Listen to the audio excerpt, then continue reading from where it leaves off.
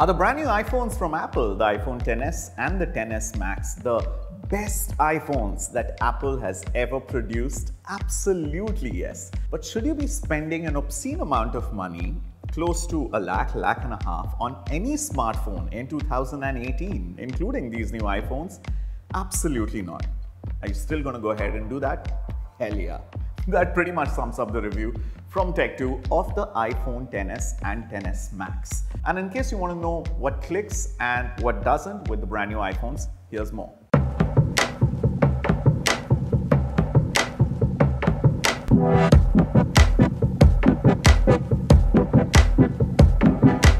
Now last year, Apple breached the 1 lakh price segment with their iPhone X, and this year they seem to think nothing about breaching the 1,50,000 rupee mark. This way, next generation iPhones could very well be touching the price of a superbike, close to 2 lakh rupees here in India. But Apple doesn't seem concerned with that because they do realize that the number of people who are going to buy this brand new flashy golden color or champagne gold iPhone XS, XS Max, or the additional screen real estate on the XS Max is decent and significant. See, the Apple iPhone XS and XS Max for the first time are really literally going to separate the boys from the men or the ladies from the girls. This is a phone that you don't need, but you want. It is a pièce de la résistance when it comes to ultimate indulgence on a production smartphone. But even for those people who are completely indulgent and don't care spending this amount of money on a smartphone, should take note of a couple of things that are still a pain in the backside when it comes to using 2018 generation of XS and XS Max iPhones. Number one, the incredible 12 megapixel dual lens camera is fantastic. Smart HDR produces some absolutely stunning results, especially when it comes to daylight photography. Low light and night photography is still a struggle for the brand new chipset, brand new sensor, and the brand new camera assembly. But having said that, the real pain in the ass is storage and backup. That's right. iCloud even now offers a measly storage, which means in case you go with a 64 GB iPhone and you shoot a ton of 4K resolution videos or incredible number of pictures, you're going to have to pay for storage on iCloud. All the best if you own a Windows computer and you want to access your iCloud backed up photographs from your iPhone. All the best. On the contrary, what does Google do with their brand new Pixel 3 or the Pixel 2 series? Offers you unlimited storage for all videos and photos at original resolution. They could be in 4K or there could be full high resolution photographs or even in RAW. But if you're not so hung up about the resolution, then Google Photos actually does one better and offers unlimited storage for full HD resolution photos and videos shot on any phone whatsoever.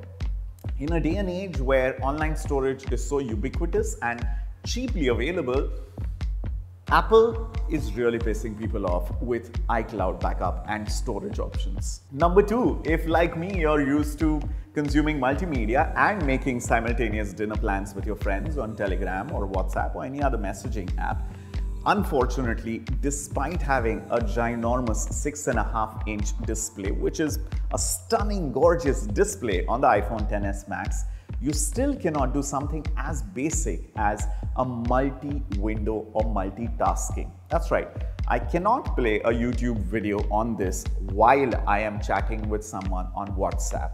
It is one task at a time. And if I'm spending 1.5 lakh rupees on this, I'm really pissed off that I can't do split window multitasking, because even a 10,000 rupee Xiaomi Android phone can do that. But if you're an existing Apple iPhone user, I'm pretty sure you're already very well aware of the number of limitations that the Apple iPhone ecosystem has. And God, there are quite a few. But hey, if you've already bought into the ecosystem, if you've already spent a lot of dollars on purchasing quality apps over a period of years, then this is a great upgrade for anybody who's using the Apple iPhone 6 series or 7 series. If you're on the Apple iPhone 8 series or even last year's iPhone X, then the S family or the S variant is typically not a good idea to upgrade unless, of course, you're itching to get only the latest and the greatest hardware from Apple's stable.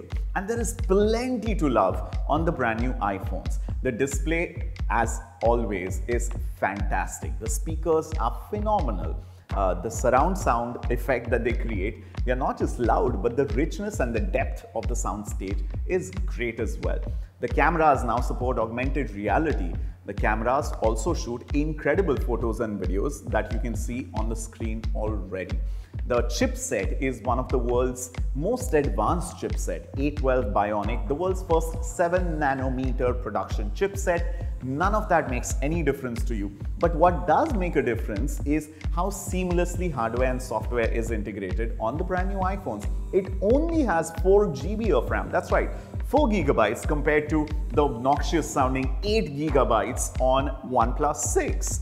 But the way hardware and software is seamlessly integrated, the phone never skips a beat. Unless, of course, it is an iOS 12 bug, of which there are plenty, so you better get used to that. So the hardware is absolutely top-notch. Obviously, there's IP68 certification, which means you can dive into the pool or make a phone call, even if it's pouring out there.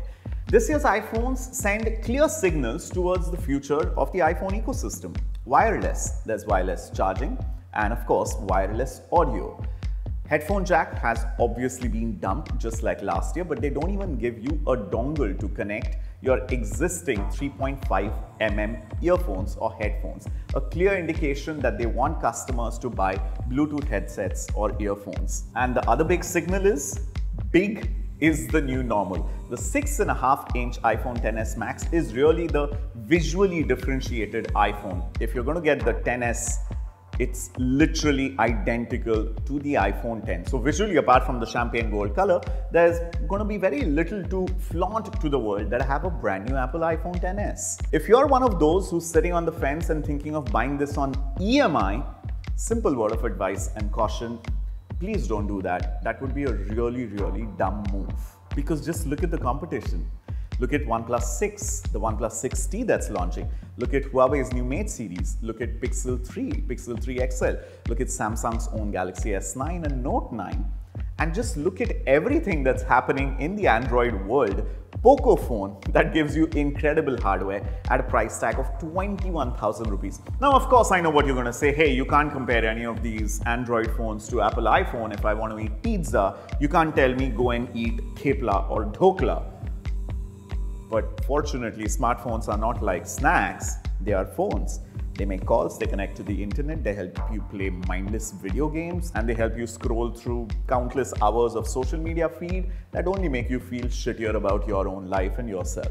So yes, an Apple iPhone can and should and will be compared to other Android phones, and which is why people will draw comparisons on price and features.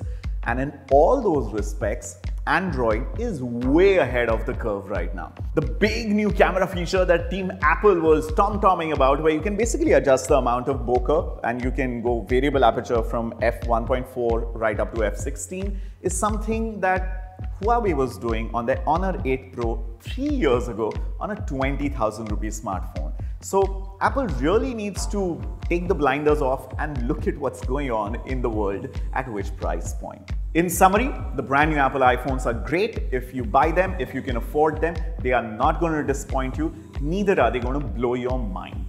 That is all we have to say about the brand new Apple iPhones. In case you're wondering which Android smartphone to buy, please go over to tech2.com. And also, if you want to read a super in-depth and thorough review of the brand new iPhones by Nimish Sawant, you have to head over to tech2.com and subscribe to our YouTube channel. We've got a ton of new product reviews coming up and a lot of cool other exciting chats on Tech2 Talks. This is Gadgetwala signing out. It's been a lot of fun talking about the brand new iPhones. I'm going to try and count how much bank balance I have.